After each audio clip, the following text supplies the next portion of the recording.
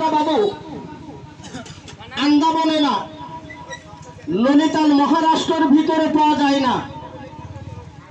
এরকম কিছু ন্যাংটা মানুষের হাতের বস্তু আমি এক টুকরা আপনাকে দেব।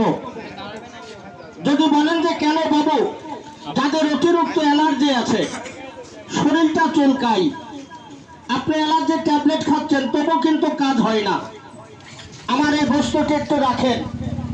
এটা সুন্দরবনের বস্তু, অশ্বলতা, পায়খানায় বসলে রক্ত, ফোটায় ফোটায় রক্ত, এটা তার জন্য কাজ করবে।